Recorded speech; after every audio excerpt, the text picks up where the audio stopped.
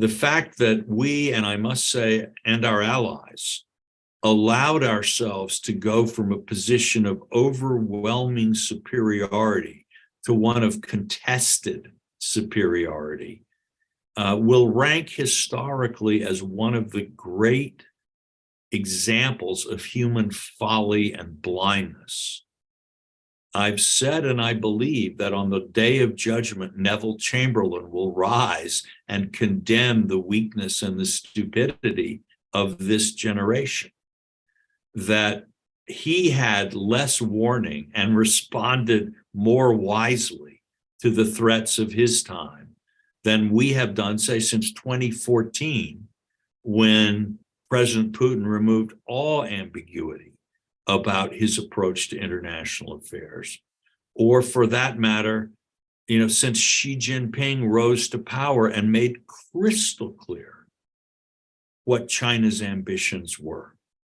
And we have sat immobile, talking of other things, our soft power, democracy promotion, lovely ideas, nothing wrong with any of these things in themselves, while we allowed this danger to reach a critical state.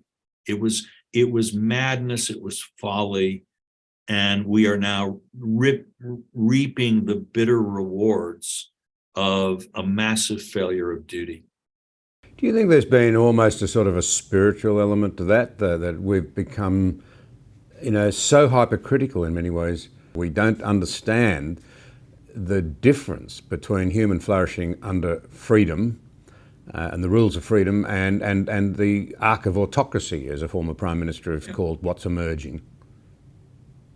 John, I want to take it even deeper, because when I look at the world today, the concept of an apocalyptic end of the world used to be a purely sort of religious or theological, even for some mythological concept. That is, it would take a supernatural intervention by a deity to end the world. But ever since the nuclear weapons were used at Hiroshima, we have known that humanity has acquired this power itself. And we've also known since the 1940s, at least, that the Enlightenment hopes that somehow science and technology and progress would mean that humanity would overcome our moral evils and flaws was false. You have to only look at the footage of the survivors of the Holocaust to see that humanity, enlightened, cultured, modern man, has the same capacity for brutality, for hatred, for cruelty that our ancestors always had. It takes, to honestly face the dangers of the world situation that we are in, and the absolute lack of any guarantee that the human race will find a way past the challenges that exist out there.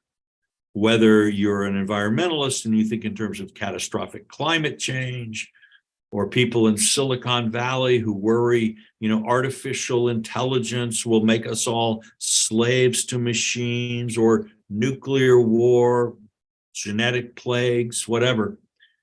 The dangers we face are so enormous, and our ability to control them is so limited, that unless you as a human being have some kind of deep grounding that gives you a foundation of courage in order to act, I think it becomes almost impossible to look reality in the eye, because it is so terrifying.